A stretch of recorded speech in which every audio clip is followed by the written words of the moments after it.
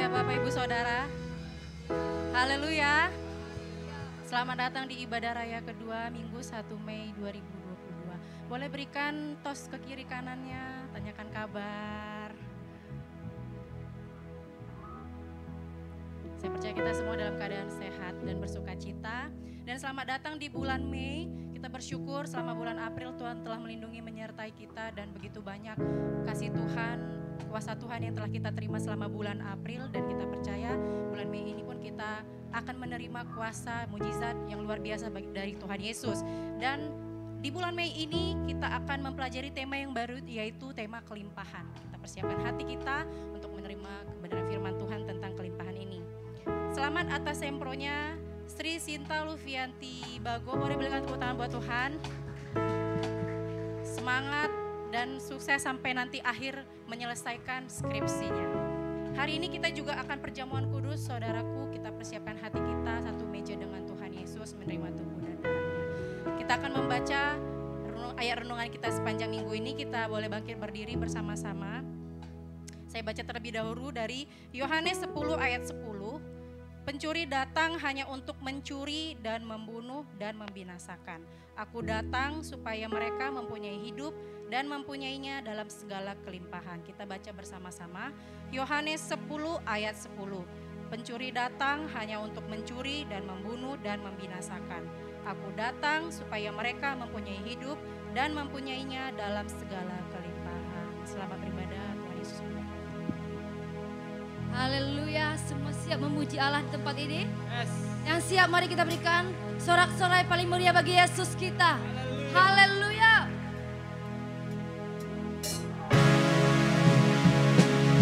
Kami bersyukur kepada Engkau Tuhan. Pada siang hari ini kami kembali datang memuji dan menyembah. Semua oleh karena anugerah.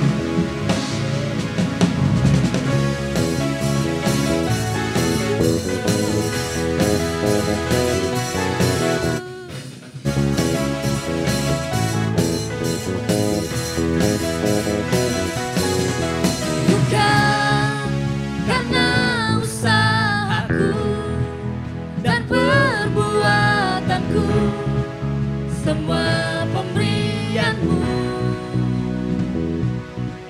kasih dan rahmat yang kekal, berikan kepastian dalam pengharapan. Nyatalah karyamu di dalamku. Oh, sungguh besar kasih-Mu, berlimpah kebaikan. Kau menghidupkanku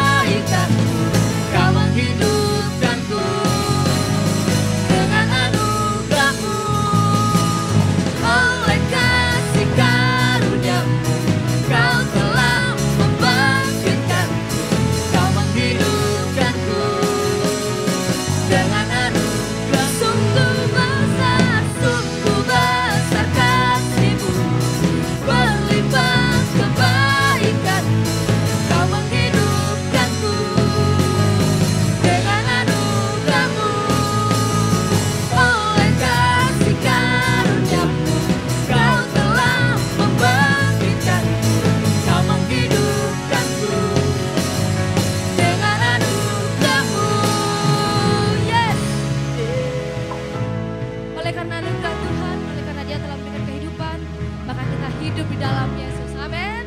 Amin. Dan sama-sama kita katakan hidup.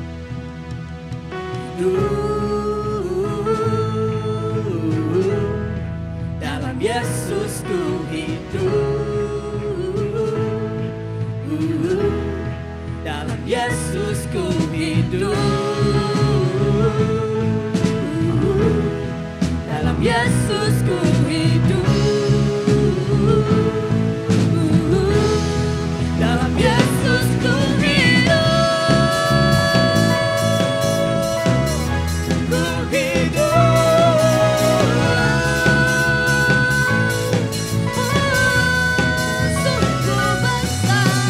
Sungguh besar kasih-Mu, berlimpah kebaikan-Mu, Kau menghidupkanku dengan anugerah-Mu.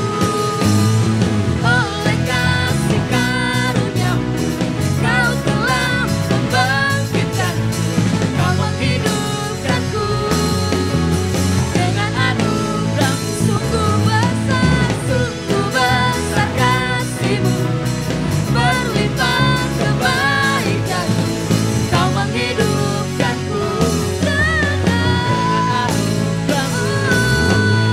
Oleh kasih karunia-Mu, Kau telah membangkitkanku, Kau menghidupkanku dengan anugerah-Mu.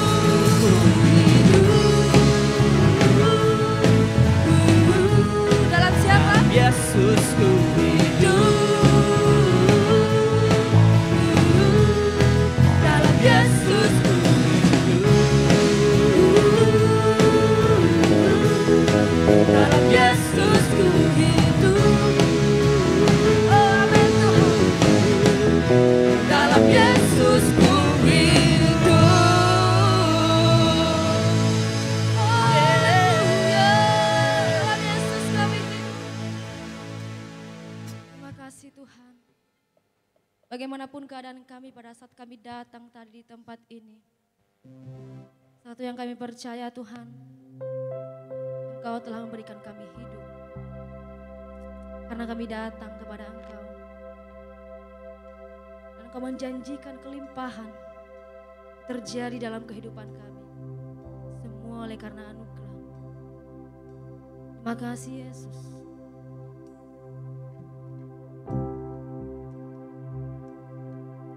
Terima kasih mengalir.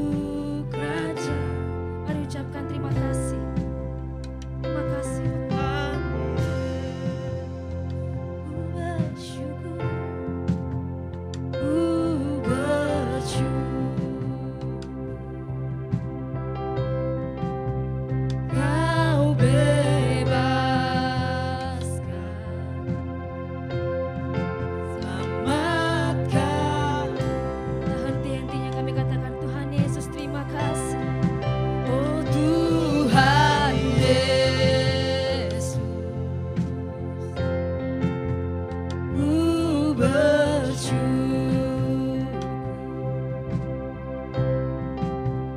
Kau bebaskan, selamatkanku.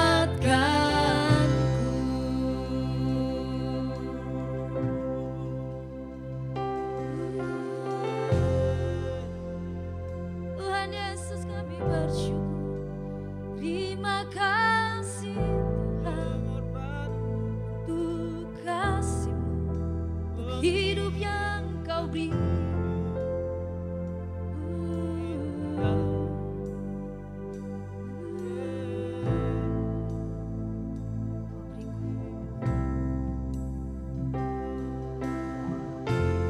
Kau beriku hidup, Kau jadikanku.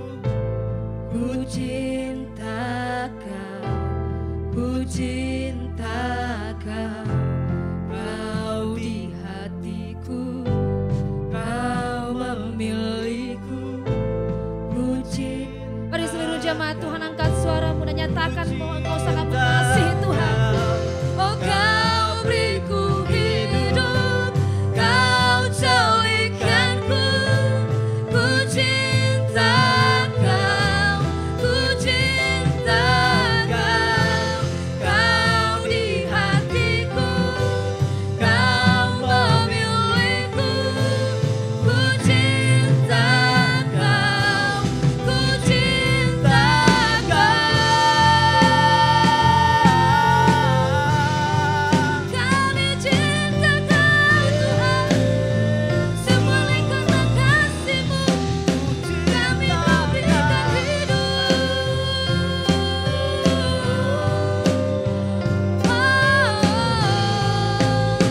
Kau berikan hidup. Kau beriku hidup, Kau jadikanku. Ku cinta Kau, ku cinta Kau. Kau di hatiku, Kau memilikiku. Ku cinta Kau, ku cinta Kau. Kau beriku hidup, Kau jadikanku. Ku cinta Kau, ku cinta Kau. Kau di hatiku, Kau memilikiku. Ku cinta Kau, ku cinta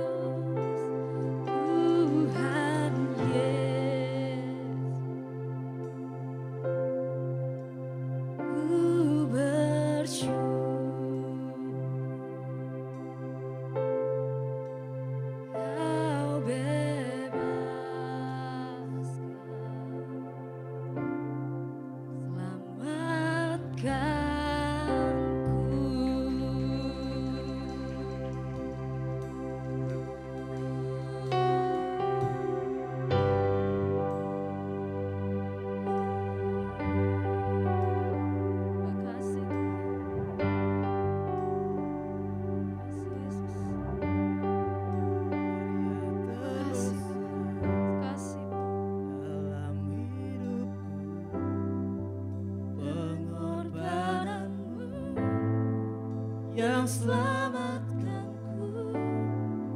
Engkaulah harta yang tak ternilai, yang ku miliki dan ku hargai. Karya terbesar dalam hidupku, pengorbanan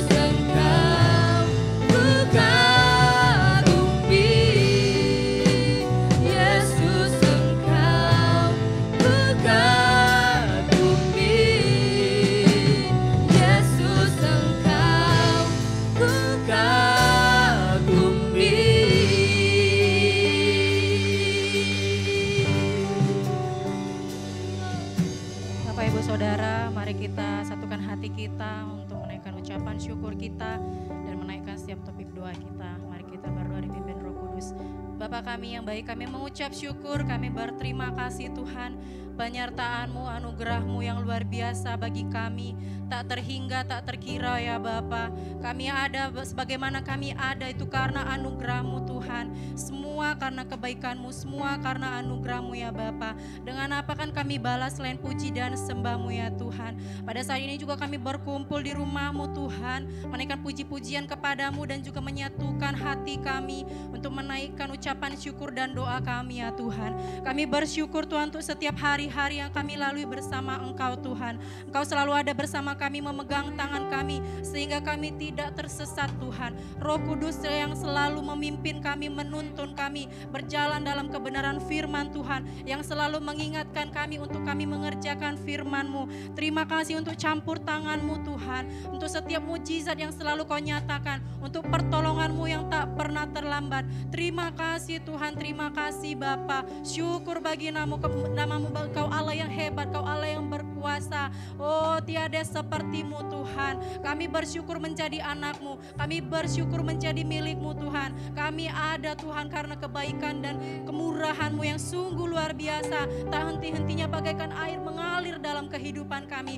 Terima kasih Tuhan, terima kasih ya Bapa. Bersyukur juga Tuhan untuk setiap berkat-berkat, baik berkat rohani, jasmani, pemeliharaanmu dalam hari-hari kehidupan kami ya Tuhan. Oh, walaupun masalah persoalan ada Tuhan, tapi kami tahu pertolonganmu selalu ada juga bagi kami Tuhan. Biar mata kami selalu memandang kepadamu ya Tuhan. Untuk segala kebesaranmu dan kemurahanmu kami mengucap syukur Tuhan. Pada saat ini juga kami menaikkan doa kami ya Tuhan, untuk setiap umatmu biarlah tetap memiliki persekutuan yang lebih intim lagi kepadamu Tuhan. Oh, menaikkan doa-doa tiap-tiap hari Tuhan yang penuh arti dan berkesinambungan ya Bapa. Kami bangun mesbah doa kami pribadi lepas pribadi di rumah kami masing-masing, dan biarlah rumah kami pun menjadi rumah doamu ya Tuhan. Biarlah Kau selalu ada Tuhan bagi kami di setiap rumah kami Tuhan. Kami membangun doa-doa kami kepadamu Tuhan, dan Roh Kudus yang selalu mengajarkan kami dalam berdoa, bukan doa yang menurut ego kami, tetapi doa yang menurut kebenaran-Mu saja ya Tuhan. Tolong kami ya Bapa. Oh, biar kami selalu mengingat juga mengucap syukur Tuhan kepadamu lewat doa-doa kami ya Bapa. Kami percaya Tuhan Engkau pun bersuka cita Tuhan setiap doa-doa yang kami naikkan kepadamu. Kami juga berdoa Tuhan untuk Tuhan Yesusku, mudik lebaran yang pada saat ini sebentar lagi akan kami hadapi ya Bapa.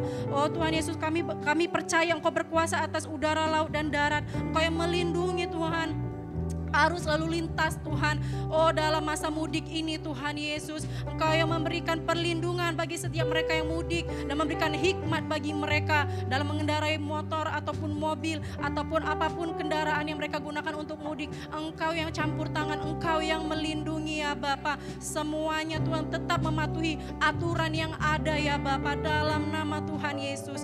Terima kasih Bapa, ini doa kami kepadamu, dan di dalam nama Tuhan Yesus kami mematahkan setiap pekerjaan setan iblis, intimidasi yang menghalangi kami semakin dalam mengenal Tuhan dalam nama Yesus, yang membuat kami mundur iman kami dalam nama Tuhan Yesus, yang membuat kami tidak fokus mengikuti kebenaran firman Tuhan dalam nama Tuhan Yesus. Baik juga kecelakaan maut, tinggalkan setiap pemudik, arus lalu lintas bangsa kami dalam nama Tuhan Yesus, demi nama Tuhan Yesus. Terima kasih Tuhan, ini doa kami kepadamu, terpujilah namamu, haleluya, amin.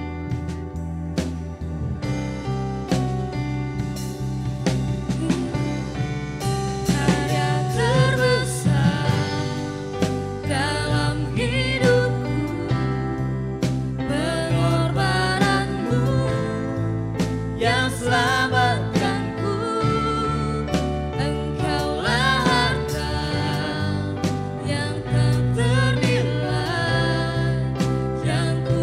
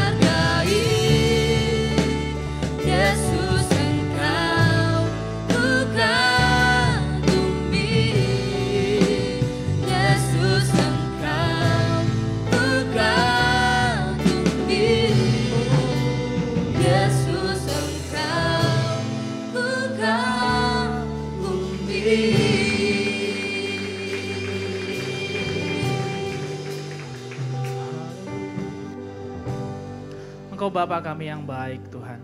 Dan kami kagum akan segala kebaikan-Mu, akan segala kasih-Mu. Hanya karena kebaikan kasih-Mu saja sehingga kami bisa beribadah pada hari ini. Terima kasih buat 1 minggu yang Engkau telah berikan kepada kami semua. Kami boleh bekerja, kami bisa melakukan kegiatan dan aktivitas kami.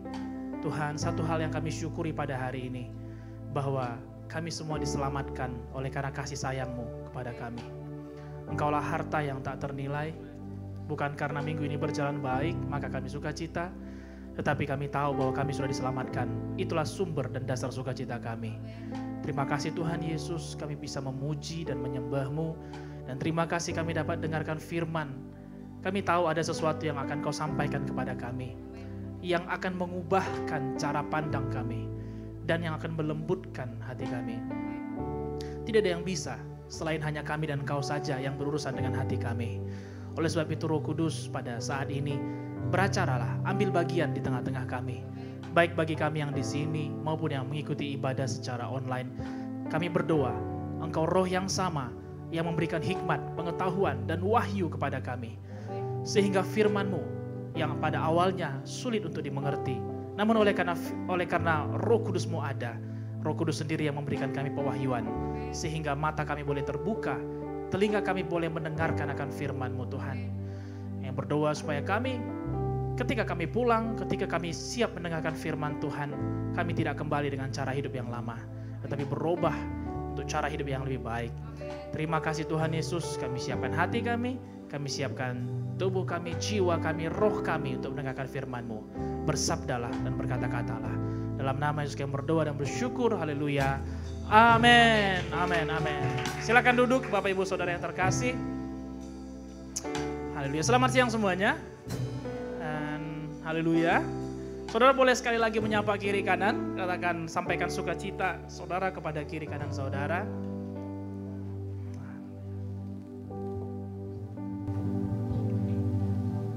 Nah, kita masuk ke dalam bulan yang baru yaitu bulan Mei. Dan kita bersyukur juga kita bisa melewati bulan April dengan baik. Saya percaya masing-masing kita juga memiliki pengalaman, memiliki cerita mengenai bagaimana kita melewati bulan April. Dan pasti ada kesaksian, pasti ada hal baik yang terjadi bagi kita selama bulan April. Dan selama bulan yang lalu juga kita belajar satu tema yaitu mengenai kasih Bapa. Bagaimana bahwa perjalanan kekristenan kita adalah tentang kasih. Bukan tentang pencapaian, bukan tentang berkat, bukan tentang berapa yang telah kita dapatkan, tetapi tentang kasih. Bagaimana kita mengerti bahwa kita dikasihi Bapa. Dan bagaimana kita mengerti bahwa kita mengasihi Bapa dan mengasihi sesama kita, Bapak Ibu Saudara. Nah, saya sangat berharap bahwa kita bisa mempraktekkan terus firman Tuhan ini mengenai kasih Bapa, tidak hanya pada bulan yang lalu, pada bulan ini dan juga pada bulan yang seterusnya. Dan juga pasti banyak kemenangan yang terjadi, di mana kita juga salah satunya merayakan ulang tahun gereja kita yang ke-28 pada bulan yang lalu. Dan kita bersyukur gereja kita bertambah usia, bertambah dewasa. Dan Tuhan yang sama yang memulai, Tuhan yang sama juga yang akan meneruskan sampai misinya Tuhan tergenapi melalui gerejanya. Dan saya percaya bahwa misi Tuhan bukan berjalan melalui bangunan, tetapi khususnya melalui pribadi lepas pribadi. So there is a purpose, ada tujuan kenapa kita datang pada hari ini. Karena yang nanti balik ke dalam marketplace kita, yang nanti akan keluar setelah selesai ibadah, itu bukanlah bangunan ini, melainkan diri kita. So we are the church, kitalah gereja. Apa yang kita lakukan ketika kita kembali kepada kehidupan kita, merepresentasikan gereja itu sendiri. Apa yang kita lakukan di luar sana, apa yang kita lakukan di pekerjaan kita, di keseharian kita, di kehidupan kita, itu merepresentasikan daripada gereja. Mungkin bagi orang dunia, bagi orang yang belum kenal kepada Kristus, mereka melihat gereja is a building, adalah sebuah bangunan, adalah sebuah tempat. Tetapi gereja adalah kita, Bapak Ibu Saudara yang terkasih. That's why setiap kali kita dengar firman, kita pulang membawa suatu hal yang baru, supaya kita bisa representasikan Kristus dalam kehidupan kita. Supaya orang bisa melihat ada ayah yang penuh dengan kepenuhan Kristus, Ada ibu yang penuh dengan kepenuhan Kristus, ada anak muda yang penuh dengan kepenuhan Kristus. Kota kita memerlukan pribadi yang seperti itu. Selain kita berdoa, bersyafaat, di mana kita naikkan topik doa setiap hari Senin bagi kota kita, bagi Indonesia. Selain itu juga diperlukan representasi, diperlukan figur supaya orang bisa melihat Kristus itu seperti apa sih? Kasih Bapa itu seperti apa sih? Mereka perlu melihat itu, Bapak Ibu Saudara. Dan itu tercermin bukan dari doa kita, tetapi bagaimana kita menghidupi kehidupan kita. Cara tutur kata kita, sikap kita, respon kita, bagaimana kita membina relationship dengan orang lain, bagaimana kita membina keluarga kita, berada di dalam keluarga kita, itu merepresentasikan Kristus. Ketika kita keluar dari sini, bukan diri kita lagi yang kita representasikan, tetapi kita merepresentasikan Kristus dalam diri kita. Itu sebabnya setiap bulan kita akan belajar tema yang baru. Seperti pada bulan ini, pada bulan Mei, kita akan belajar satu tema yang baru, yaitu kelimpahan. Sama-sama kita katakan kelimpahan. Boleh katakan juga ke samping Bapak Ibu Saudara, kelimpahan. Kalau bicara mengenai kelimpahan, sepertinya kelimpahan ini adalah salah satu bahasa atau kata yang sering sekali kita dengar. Baik di dalam gereja, baik di keseharian kita, baik di dalam pekerjaan kita, dan juga bahkan mungkin bagi Bapak Ibu Saudara yang telah melewati training dasar rohani Kristen, ada satu topik yang membahas mengenai hidup berkelimpahan. Dan saya percaya bahwa 1 bulan ini ada maksud Tuhan bagi kita untuk belajar apa sih itu kelimpahan. Seringkali kelimpahan itu berkaitan dengan apa yang orang orientasikan sebagai hartanya. Nah, saya temukan pengertian harta sebagai berikut. Pengertian yang pertama, harta adalah barang atau uang dan sebagainya yang menjadi sebuah kekayaan. Pengertian yang kedua, harta adalah kekayaan yang berwujud maupun yang tidak berwujud. Harta bagi tiap-tiap orang dari pengertian ini tentunya akan menjadi berbeda. Ada orang yang menganggap harta itu adalah uang, materi, benda. Ada orang yang menganggap harta itu adalah berupa investasi. Ada juga yang menganggap harta itu adalah tentang jabatan, status, banyaknya teman, status sosial, level sosial. Ada juga mereka yang akan menganggap harta itu adalah tentang kesehatan mental mereka atau berapa rumah yang mereka punya. Ada yang menganggap harta adalah bagaimana mereka mendapatkan pasangan hidup yang paling sempurna di dalam hidup. Masing-masing kita memiliki orientasi yang berbeda. Apa itu harta kita? Apa yang paling berharga di dalam diri kita? Oleh sebab itu, seringkali ketika kita bicara mengenai kelimpahan, kita akan orientasinya langsung kepada harta kita. Ya enggak selalu tentang uang, tapi tentang bentuk lainnya seperti yang saya sampaikan tadi. Oleh sebab itu, bagi beberapa orang, bagi mereka yang berorientasi kepada harta, kepada uang, kepada materi, maka menurut mereka kelimpahan itu adalah uang yang banyak, barang yang banyak, barang yang berkelas, barang yang bermerek. Bagi mereka yang berorientasi bahwa harta adalah waktu, maka mereka akan menganggap kelimpahan itu adalah tentang banyaknya waktu luang. Banyaknya waktu yang mereka bisa habiskan bersama dengan keluarga, banyaknya waktu yang bisa mereka habiskan untuk beristirahat. Bagi mereka yang menganggap harta adalah status sosial khususnya, maka mereka akan menganggap kelimpahan itu adalah tentang jabatan ataupun level sosial mereka di mata masyarakat. Atau mungkin bagi kaum milenial atau anak-anak muda sekarang, bagi kita yang menganggap bahwa harta kita adalah berapa banyak sih orang yang nge-like followers kita atau berapa banyak viewers daripada konten yang kita buat. Maka ketika kita bicara kelimpahan, kita bisa jatuh ke dalam menerjemahkan bahwa limpah itu viewersnya mesti banyak. likes-nya mesti banyak. Followers-nya mesti banyak. Namun pertanyaannya Bapak Ibu Saudara, apakah sesempit itu pengertian daripada kelimpahan? Sehingga setiap kali kita bicara mengenai kelimpahan, maka kita akan artikan apa yang sedang kurang bagi kita.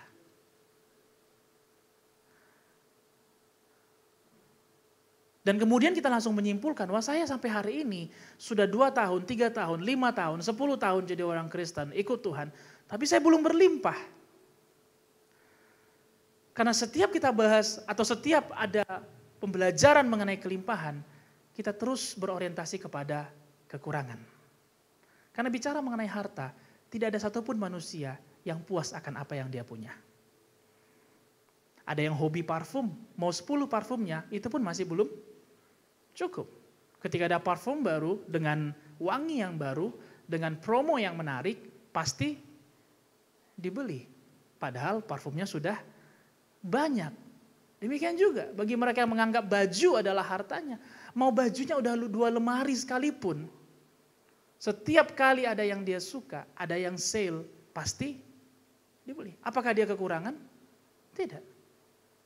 Tetapi karena itu adalah harta, maka dia ingin terus menambah apa yang menjadi hartanya. Nah, apakah pengertian kelimpahan sesempit itu, Bapak Ibu Saudara? Mari kita lihat di dalam ayat renungan kita tadi dalam Yohanes 10 ayat 10.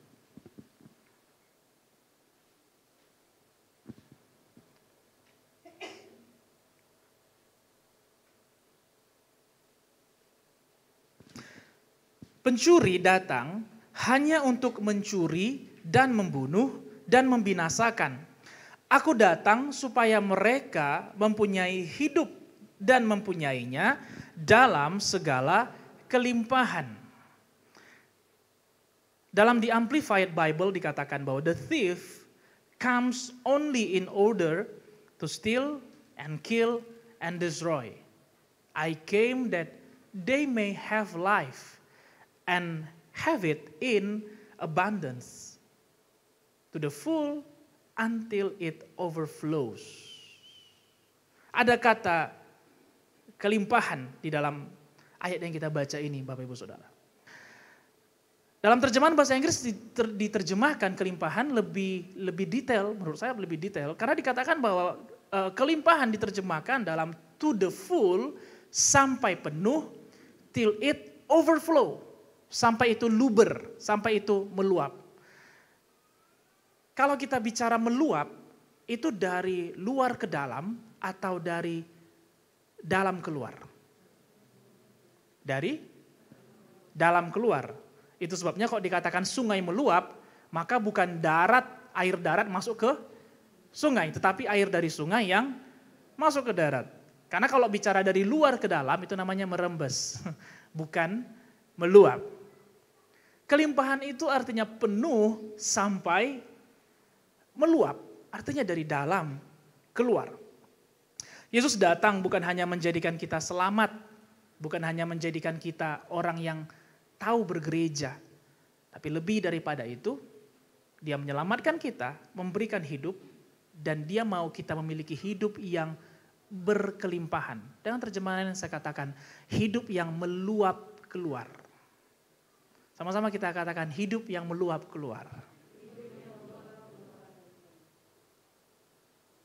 Hidup yang meluap keluar, bukan hidup yang merembes ke dalam. That's a really big difference. Supaya kita nggak jatuh lagi ke dalam pengertian bahwa berkelimpahan itu berarti ada banyak di luar yang saya miliki dan kemudian mengisi ke dalam.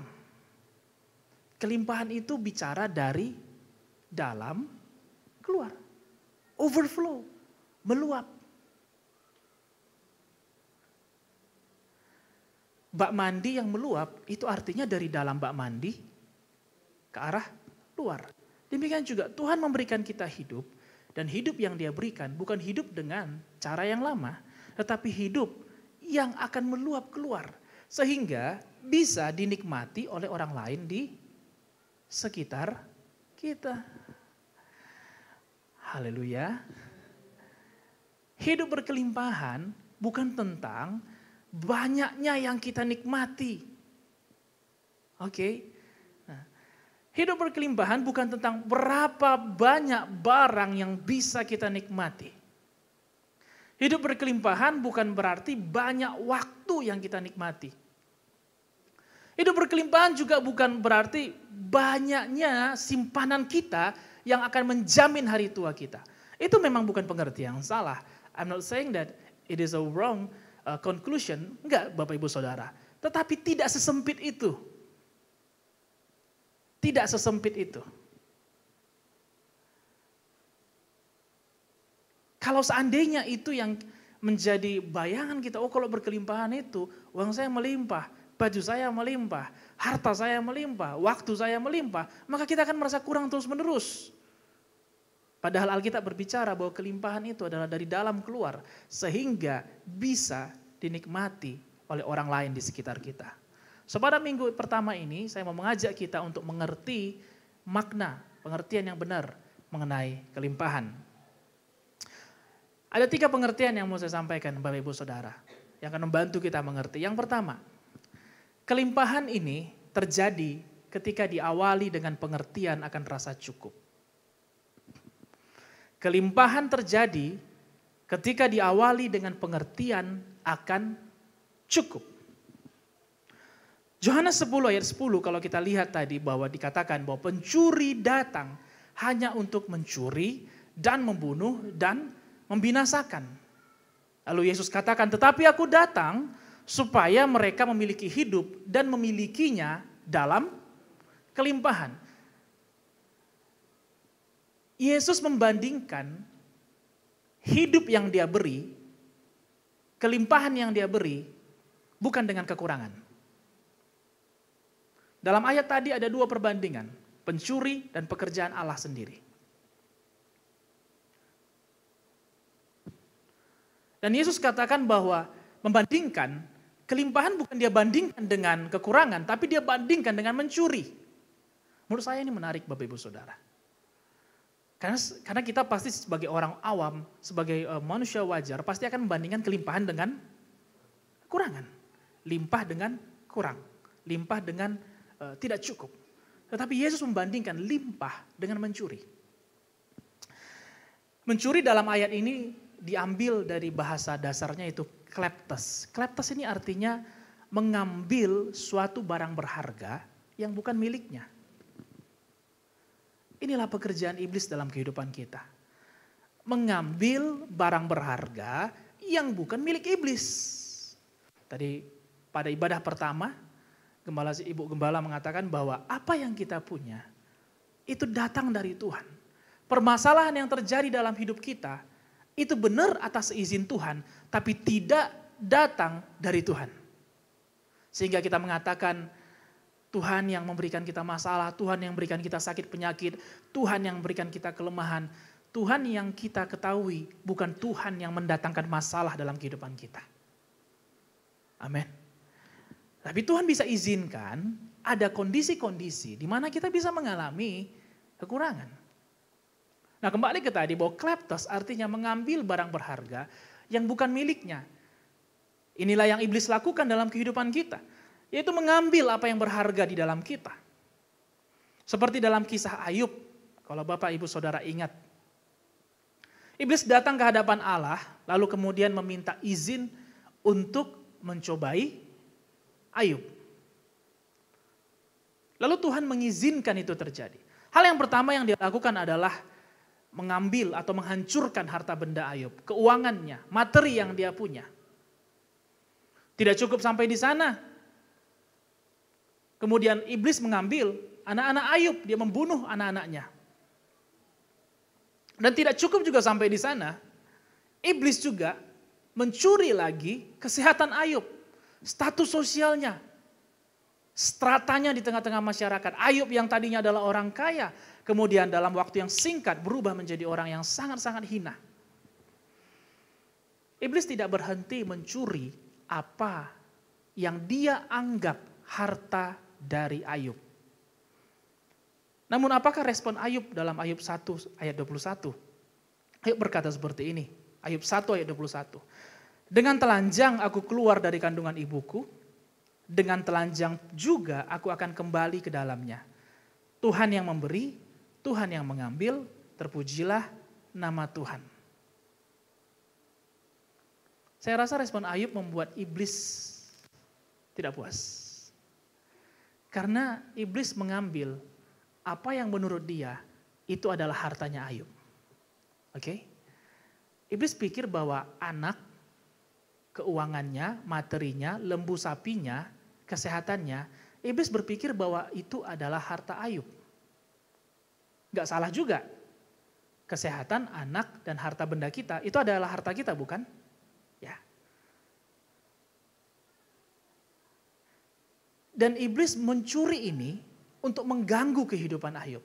Tapi respon Ayub kalau kita lihat dalam Ayub 1-21, Ayub masih tetap bisa memuji Tuhan. Ayub masih bisa mengucap syukur di dalam kondisinya. Pertanyaannya adalah, iblis mencuri apakah karena dia kekurangan? Apakah kemudian dia mengambil anak Ayub lalu kemudian menjadikannya sebagai hartanya? Apakah iblis mencuri keuangan, materi Ayub lalu kemudian supaya memperkaya neraka? Apakah begitu? Tidak. Iblis mencuri bukan karena kekurangan. Itu sebabnya Yesus membandingkan kelimpahan dengan mencuri. Karena mencuri bukan karena kekurangan. Mencuri adalah sebuah mentalitas. Mencuri adalah sebuah sikap mental seseorang. Iblis mencuri bukan karena kekurangan, tetapi dia mencuri, membunuh dan membinasakan karena dia memang tercipta untuk itu.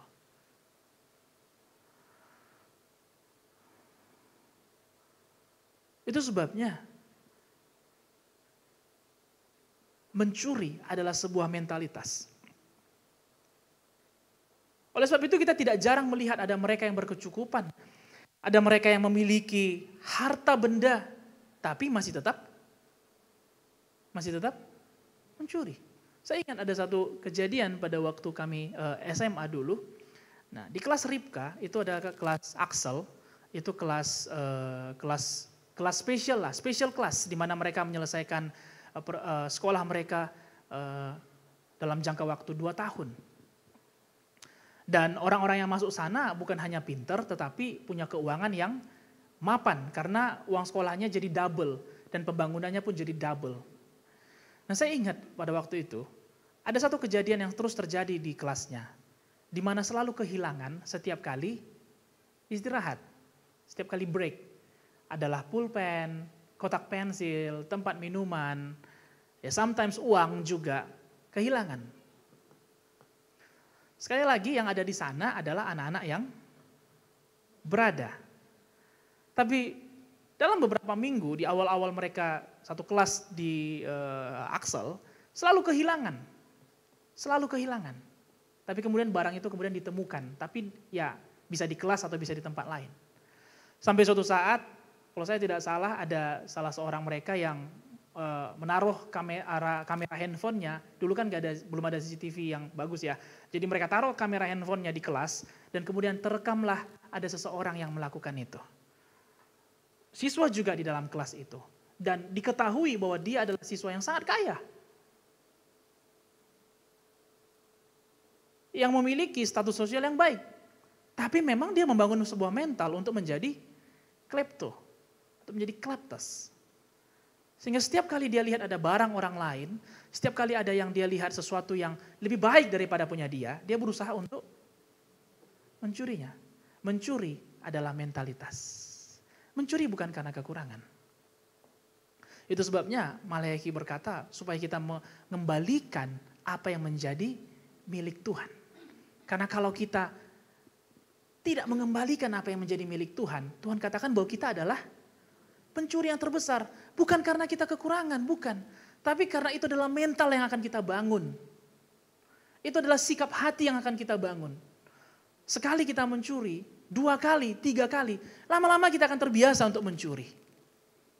Amin. Kita akan terbiasa mencuri apa yang harusnya menjadi milik Tuhan. Dimulai dari mungkin perpuluhan dan kemudian akan beranjak kepada hal-hal lainnya. Oleh sebab itu Tuhan membenci Tuhan menegur mereka yang mencuri bagiannya Tuhan. Karena itu bukan tentang kekurangan, tetapi itu tentang mentalitas.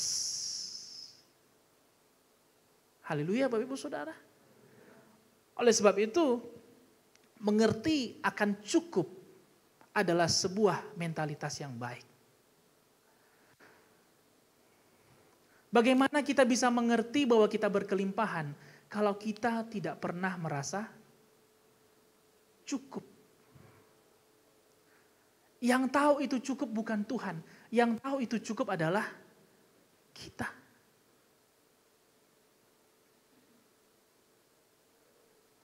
Pada waktu habis gempa dulu di Padang, lalu kemudian ada satu rombongan hamba Tuhan dari Medan yang datang ke Padang, dan kalau saudara ingat ada satu orang hamba Tuhan yang kemudian tinggal di sini. Setiap kali dia makan Bapak Ibu Saudara, melebihi porsi seharusnya. Apalagi ketika lauk pauk di depannya, itu ya begitulah, bersinar terang penuh kemuliaan. Ya, bahkan doa yang singkat pun akan terasa lama. Sehingga ketika amen dan kemudian seperti nggak pernah makan. Padahal baru 8 jam yang lalu makan. Oke, baru 8 jam yang lalu makan. Tapi karena lauknya begitu enak, begitu menggugah selera. Saya belum tahu itu enak, tapi begitu menggugah selera. Mungkin dia berminyak gitu ya, mengkilat, semok gitu lauknya. Karena berlemak. Lalu dia makan sebanyak-banyaknya. Alhasil apa? Setelah 3 piring akhirnya bodoh. Ya pasti. Karena kalau sudah kebanyakan, gula darah naik, kerja otak pun menurun. Karena tubuh kita akan memfokuskan kerja ke pencernaan kita. Sehingga kemudian Ibu Gembala menegur dia katanya, kalau dalam hal makan pun kau tidak bisa menahan diri, tidak mungkin dalam hal lain. Sebenarnya apa yang dia lakukan itu mencuri bagian orang lain. Karena ada orang lain juga yang belum makan. Oleh sebab itu hanya kita yang tahu berapa rasa cukupnya kita. Sekali lagi saya ulangi Bapak Ibu Saudara. Kita yang tahu level berapa sih cukupnya. Cukup makan, cukup minum, cukup keuangan, cukup baju, cukup aksesoris, cukup pendidikan. Kita yang tahu. Kalau kita nggak menempatkan level cukup, bagaimana mungkin bisa berkelimpahan? Amin. Oleh karena suatu bak mandi punya tepi, punya level, makanya kita tahu kalau sudah lewat levelnya maka dia tumpah keluar. Hidup kita nggak akan pernah berkelimpahan kalau nggak ada level cukup dalam hidup kita. Kalau kita selalu merasa kurang terus. Filipi 4 ayat 11 sampai 13. Paulus berkata seperti ini. Kukatakan ini bukanlah karena kekurangan, sebab aku telah belajar mencukupkan diri dalam segala keadaan. Aku tahu apa itu kekurangan dan aku tahu apa itu kelimpahan. Dalam segala hal dan dalam segala perkara, tidak ada sesuatu yang merupakan rahasia bagiku. Baik dalam hal kenyang maupun dalam hal kelaparan, baik dalam hal kelimpahan maupun dalam hal kekurangan. Segala perkara dapat kutanggung di dalam Dia yang memberi kekuatan kepadaku.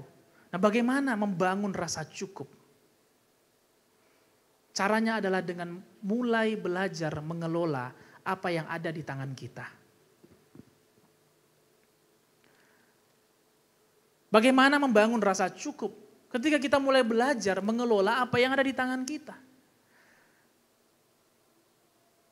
Keluarga kita akan terus terasa kurang sehingga kita nggak betah berada di dalam keluarga. Bila kita tidak pernah mengelola keluarga kita dengan baik. Keuangan kita, berapapun yang kita dapat akan terus kurang. Kalau tidak pernah dimanajemen dengan baik. Tidak pernah dialokasikan dengan baik. Berapapun. Oleh sebab itu kita akan terus berdoa setiap tahunnya supaya tambah lagi Tuhan, tambahkan lagi gajiku, Tuhan tambahkan lagi berkat. Tahun depan doa yang sama juga, 2 tahun lagi topik doa yang sama juga.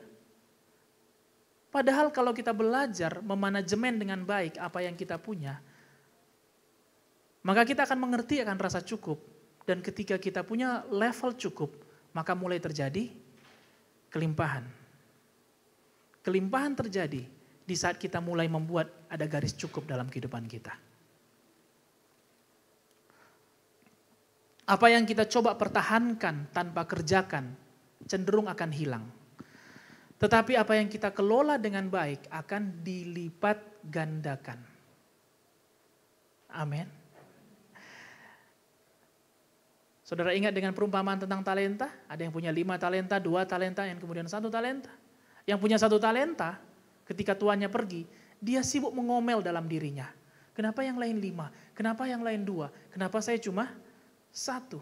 Dia sibuk mengomentari, Tuanku itu adalah Tuhan yang jahat. Tuhan yang menuai di tempat yang dia tidak menabur. Sehingga dia lupa untuk mengerjakan talentanya. Akhirnya dia menguburkan talentanya. Dan kemudian apa yang terjadi Bapak Ibu Saudara? Ketika tuannya pulang, satu-satunya talenta yang dia punya itu diambil dan diberikan kepada yang punya 5 talenta.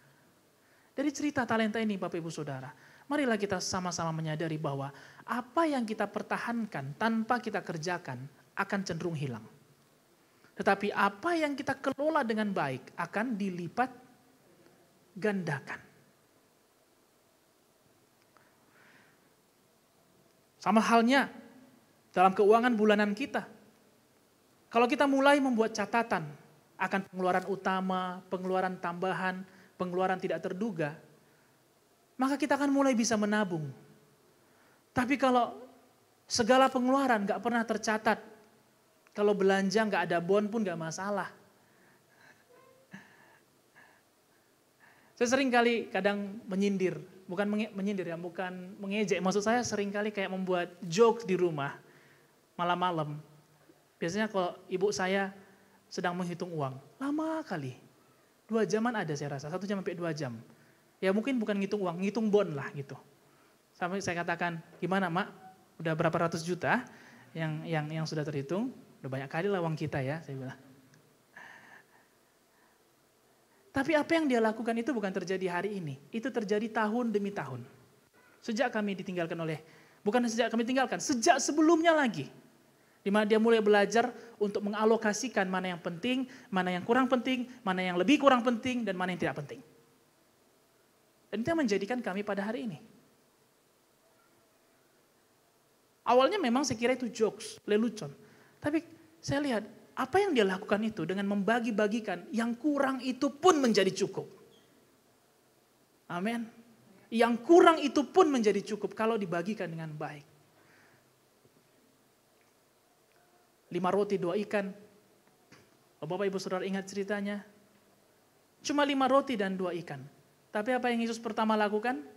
Dia mengangkat ke surga dan kemudian mengucap syukur. Dan kemudian yang ketiga, dia memecah-mecah dan membagikannya. Bapak Ibu Saudara, kalau kita belajar memanajemen keuangan kita dengan baik, maka kita akan mulai belajar mengerti akan cukupnya seberapa. Dan saat itu juga keuangan kita mulai terasa melimpah. Haleluya. Apakah yang menjadi tantangan dari rasa cukup? Musuh utama dari rasa cukup adalah perbandingan. Membandingkan hidup kita dengan orang lain.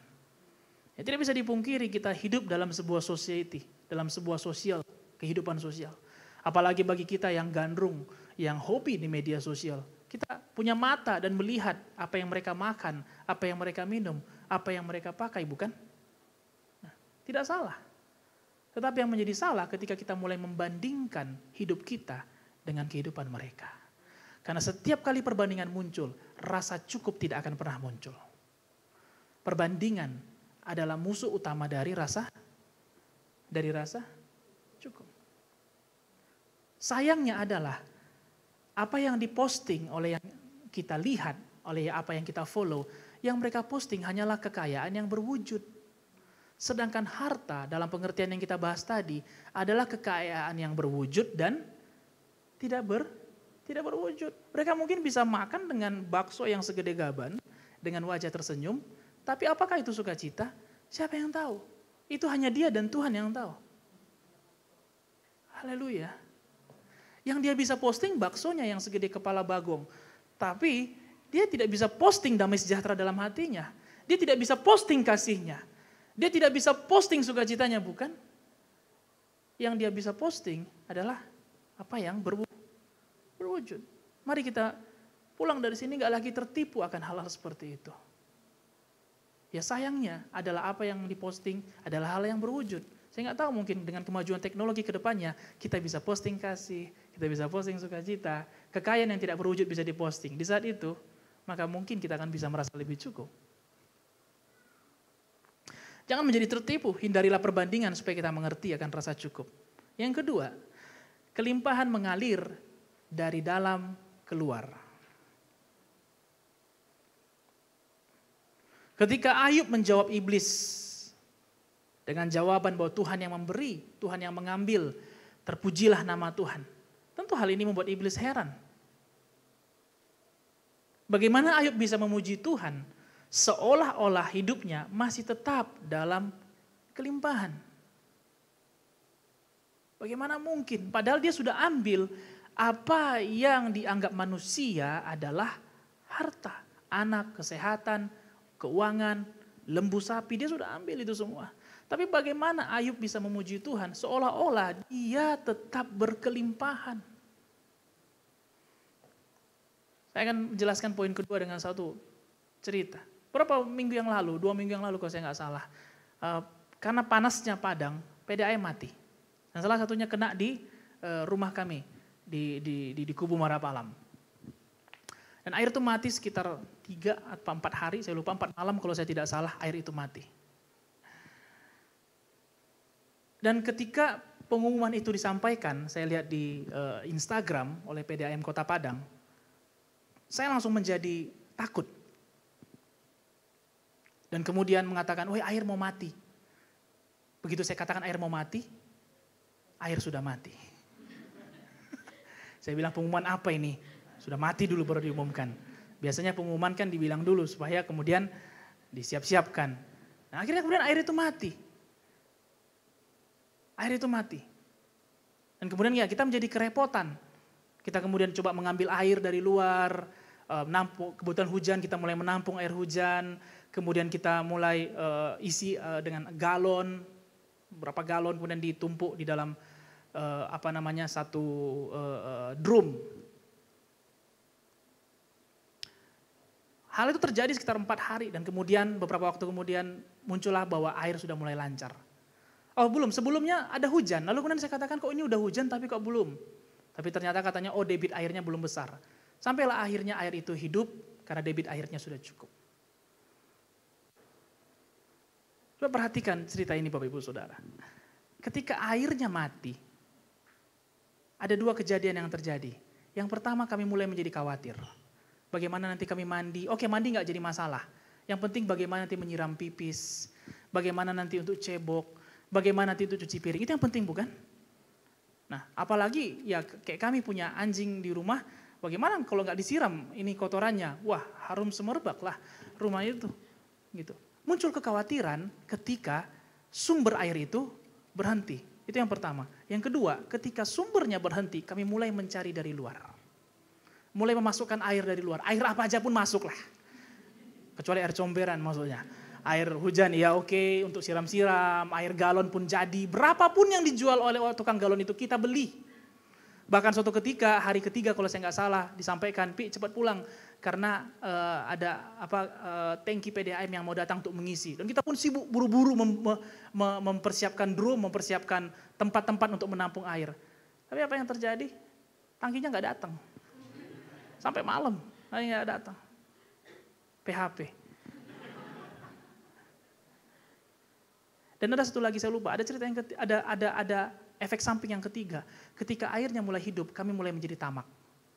Kami mulai simpan airnya. Karena kami pikir kalau mati lagi nanti, kami nggak mau kekurangan. Ternyata airnya kotor. Alhasil bocorlah 1 pipa. Karena terus dipaksa dalam kebocoran tersebut. Bapak Ibu Saudara itu yang terjadi.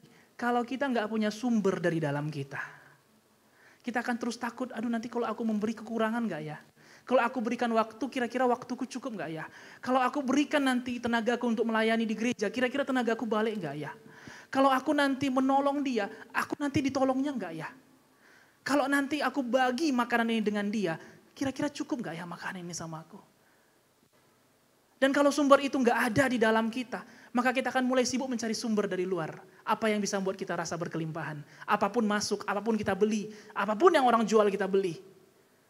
Orang bilang, oh menjadi anak muda sekarang harus memiliki status sosial seperti ini, harus memiliki follower seperti ini. Kita sibuk bagaimana caranya supaya follower kita masuk. Karena kering di dalam. Kemudian yang ketiga, ketika ada sumber yang muncul, kita menjadi greedy, tamak. Sehingga yang kotor pun kita ambil. Bagaimana caranya supaya kita nggak kekurangan ke depannya. Kelimpahan bukan dari luar ke dalam, tapi dari dalam keluar. Bagaimana caranya supaya menempatkan sumber itu ada di dalam kita? Kolose 3 ayat 16. Mari kita baca.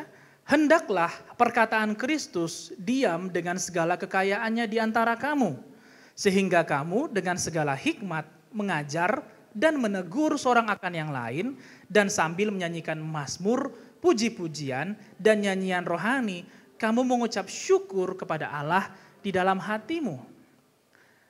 Seringkali kita melupakan statement yang awal.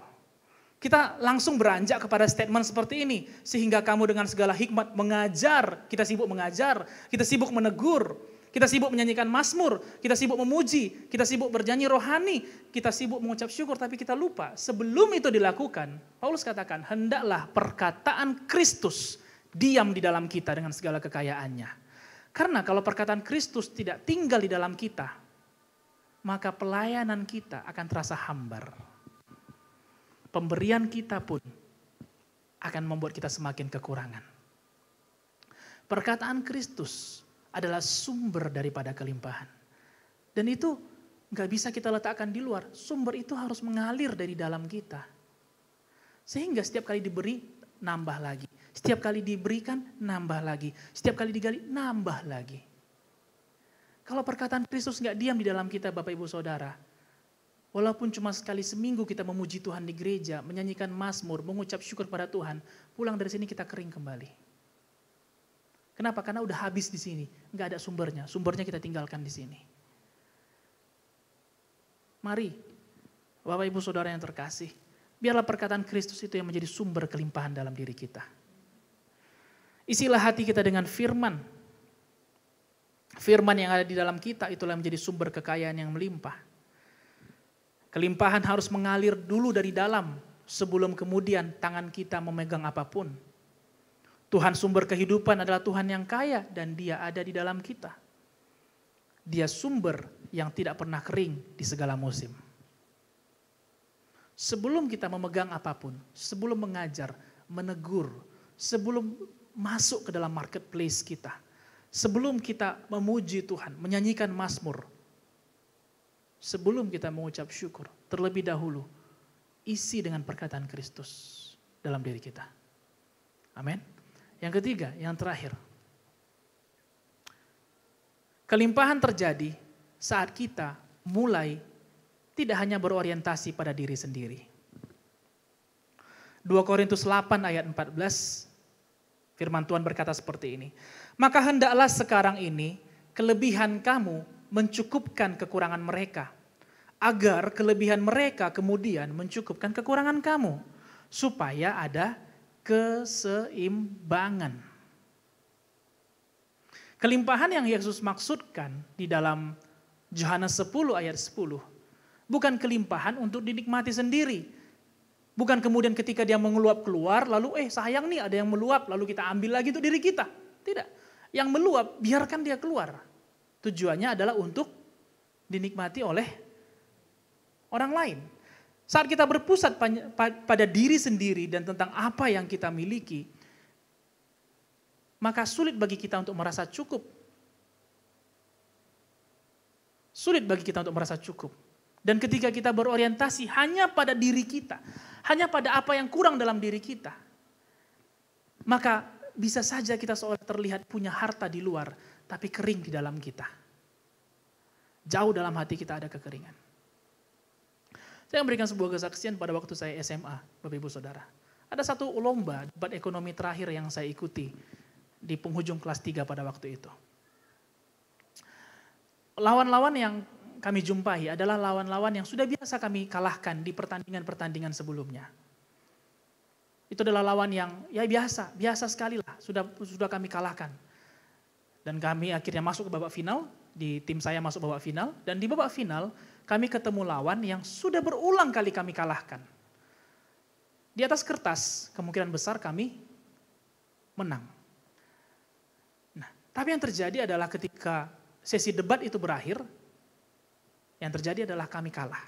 Kami juara 2, lawan kami juara 1. Dan kemudian saya menangis jadi-jadinya. Menangis karena kesal.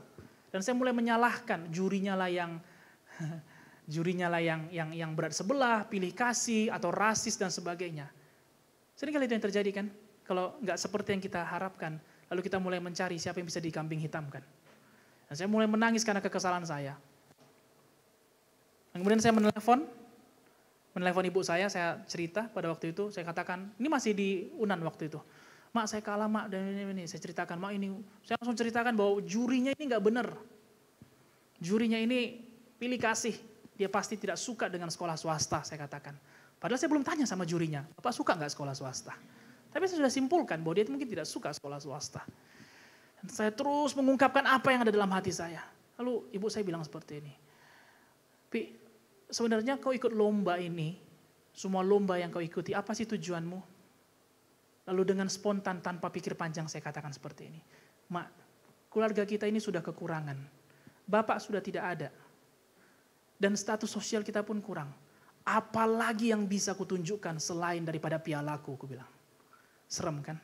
Serem kali memang. Apakah pada waktu itu saya kekurangan piala? Enggak. Untuk pribadi, bisa dikatakan piala saya banyak sekali di DB. Banyak sekali di sekolah saya.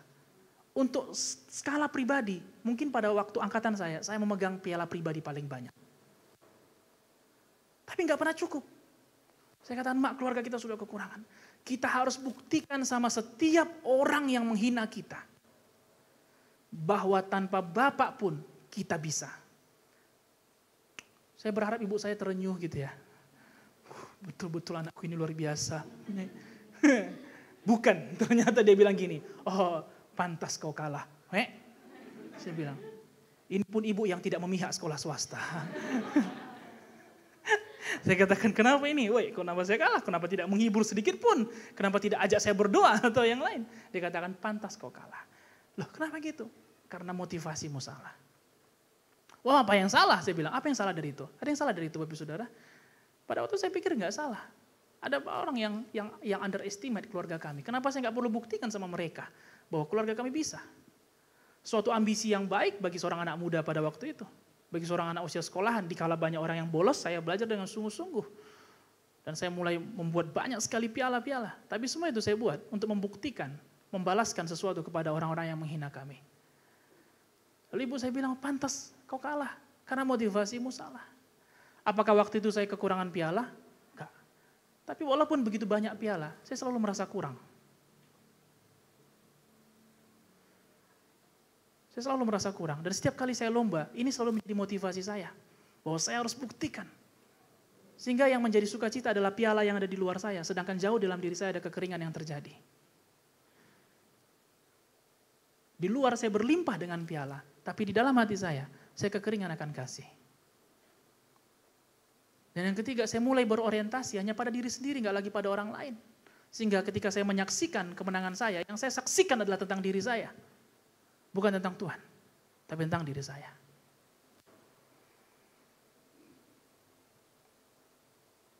Kita akan terus merasa kurang saat yang kita lihat hanya diri kita sendiri.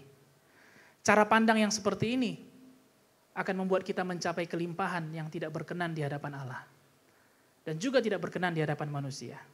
Saya akan tutup firman Tuhan dengan satu ilustrasi, Bapak Ibu Saudara. Dan saya harap ilustrasi ini dapat menjelaskan 3 pengertian kelimpahan bagi kita. Iblis tidak kekurangan. Dia tidak tertarik dengan apa yang boleh dibawa ke depan. Dia tidak tertarik dengan apa yang kita miliki. Dia lebih tertarik apa yang kita anggap harta. Dia lebih tertarik akan hal itu. Iblis bukan kekurangan di tempatnya sehingga dia harus mengambil sesuatu dari kita. Tetapi dia ingin membuat kita kehilangan kehidupan itu. Oleh sebab itu berhentilah mencari kehidupan di luar daripada Tuhan. Ada 3 poin tentang kelimpahan yang tadi kita pelajari Bapak Ibu Saudara.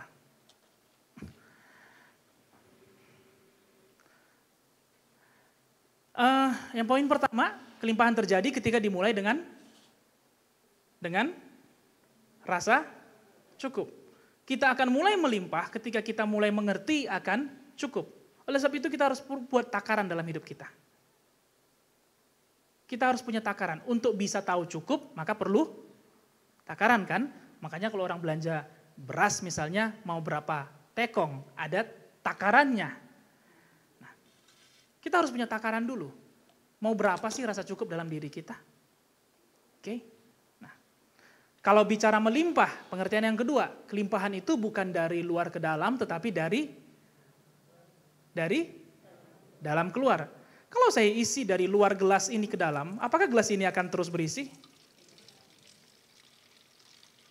Mau berapa banyak pun pencapaiannya, pialanya, keuangannya, hartanya, mau berapa banyak pun yang dia miliki,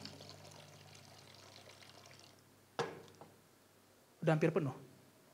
Diisi lagi dengan ya status sosial, follower, likes, viewers, banyak sekali. Banyak sekali. Gelasnya penuh enggak?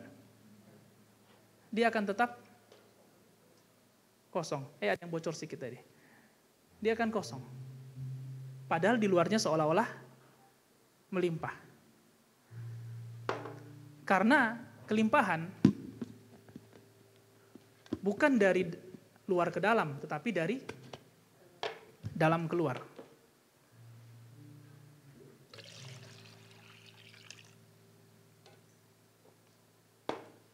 Ini yang dinamakan berlimpah. Diisi dengan perkataan Kristus, dengan kasih, sukacita, damai sejahtera, iman, dengan kesabaran, kelemah lembutan, terus kemudian meluap keluar, orang bisa nikmati kasih kita, iman kita, kesabaran kita, orang bisa nikmati pengharapan kita, orang bisa nikmatin apa yang meluap dari dalam diri kita. Apakah kita kosong? Apakah kita kosong? Enggak, dia terus penuh. Dia terus penuh. Dan dia akan terus diisi terus. Karena ada perkataan Kristus yang tinggal di dalam kita. Pengertian yang ketiga, kita nggak bisa mengerti kelimpahan kalau hanya berorientasi pada diri kita sendiri. Nah sekarang apakah yang melimpah di luar, apakah ini bisa dimasukkan lagi? Enggak, ini harus tetap berada di luar untuk dinikmati oleh orang lain. Haleluya. Saya berharap ini bisa memberikan kita pengertian. Bagaimana kelimpahan itu sendiri. Miliki rasa cukup. Bangun dari dalam keluar. Dan ketika itu meluap, biarkan orang lain menikmati kelimpahan dari dalam diri kita. Tuhan Yesus memberkati kita. Mari kita bangkit berdiri, Bapak Ibu Saudara yang terkasih.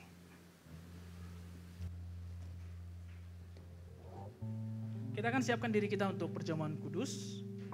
Bapak Ibu Saudara yang percaya boleh mempersiapkan anggur dan juga roti. Dan bagi jemaat yang mengikuti ibadah secara online, saudara dipersilakan juga untuk mempersiapkan simbol daripada anggur, simbol daripada darah dan tubuh Kristus yang bisa saudara temukan di rumah. Sambil kita memuji dan menyembah Tuhan. Begitu besar kasih-Mu padaku, hingga Kau pilih dalam salib-Mu, pengorbananmu selamatkan hidupku. Terima kasih untuk salib-Mu.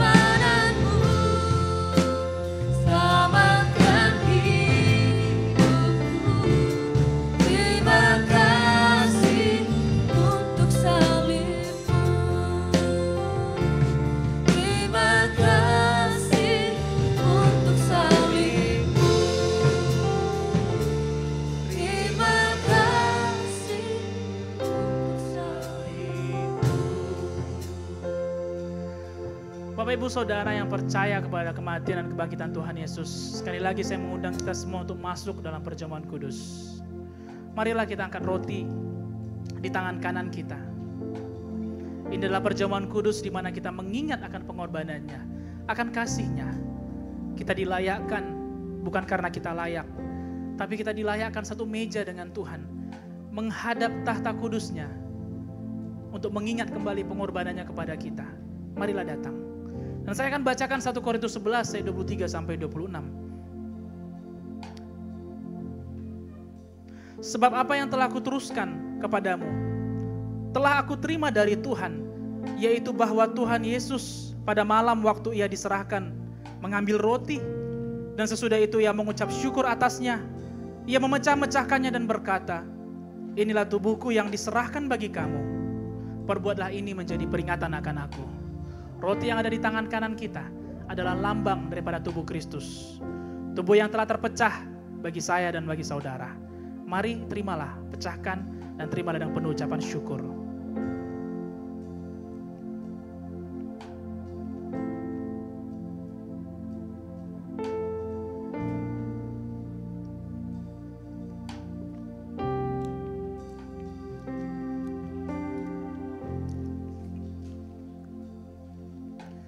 Marilah angkat anggur yang menjadi lambang daripada darah Kristus dengan tangan kanan kita.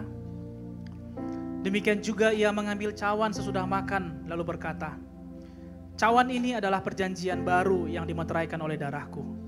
Perbuatlah ini setiap kali kamu meminumnya menjadi peringatan akan aku. Sebab setiap kali kamu makan roti ini dan minum cawan ini, kamu memberitakan kematian Tuhan sampai ia datang. Cawan yang berisi anggur adalah lambang daripada darah Yesus. Darah yang telah tercurah untuk menghapuskan dosa dan segala kutuk dari dosa itu. Mari terimalah dengan iman, terimalah dengan penuh ucapan syukur sebagai lambang akan peringatan akan Kristus.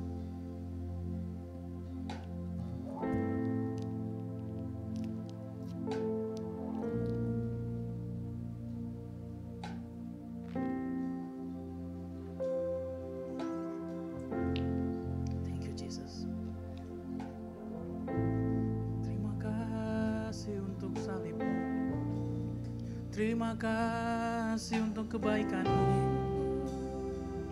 Terima kasih Tuhan, Engkau selamatkan hidup kami.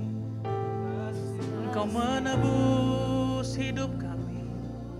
Terima kasih, terima kasih. Engkau Bapa yang baik, Bapa yang baik, Bapa yang mengingat, Bapa yang setia. Kami bersyukur, kami bersyukur, kami bersyukur untuk kasih-Mu, untuk salib-Mu, untuk pengorbanan-Mu, untuk segalanya. Kami bersyukur Tuhan, kami bersyukur. Haleluya.